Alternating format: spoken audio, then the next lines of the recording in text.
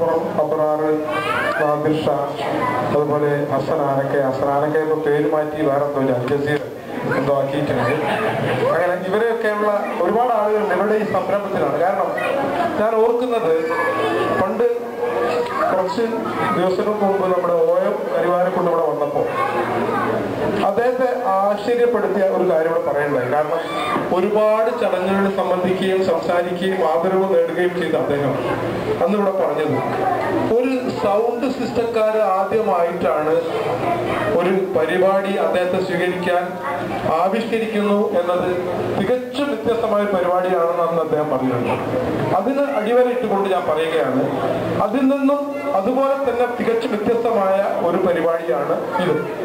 യേശുദാസിന്റെ 1961 ആരംഭിച്ച ഗാനത്തിന് 50 വർഷം തികഞ്ഞപ്പോൾ അതിനെ ആദരിക്കാനും അതിനെ ബഹുമാനിക്കാനും യൂട്യൂബിലൂടെ ഒരു ഗാനം സൃഷ്ടിച്ച് അദ്ദേഹത്തിന്റെ ടീമുകൾ ഇറക്കുകയും അത് ഏകദേശം വളരെ വിപുലമായ ഏകദേശം 1 ലക്ഷത്തോളം വരുന്ന ആളുകൾ വീക്ഷിക്കുകയും ചെയ്യുന്ന ഒരവസ്ഥയിലേക്ക് കാര്യങ്ങൾ എത്തിക്കാൻ ഇതിന്റെ അണിയറയിൽ പ്രവർത്തിച്ച മുസ്തഫ, അതുപോലെ അബ്രാർ സാബ്, അതുപോലെ ഒരുപാട് ആളുകളുണ്ട് ഇവിടെ. അവരുടെ പേരും ഹാസൻ സാഹിബ്, ഇവരൊക്കെ ഒരു രൂപപ്പെടുത്തിയ ഈ സംരംഭം ഒരു വമ്പിച്ച സംഭവം തന്നെയാണ്.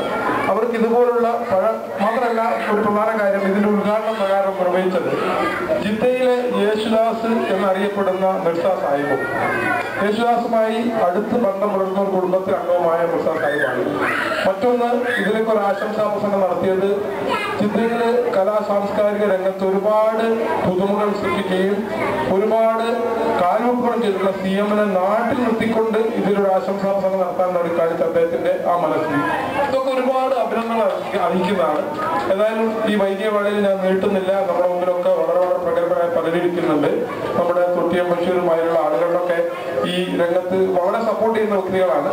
എല്ലാവിധ ഭാവുകളും നേർന്നുകൊണ്ട് ഞാൻ എന്റെ വാക്കുകൾ അവസാനിപ്പിക്കുന്നു. ജയ് ഹിന്ദ്.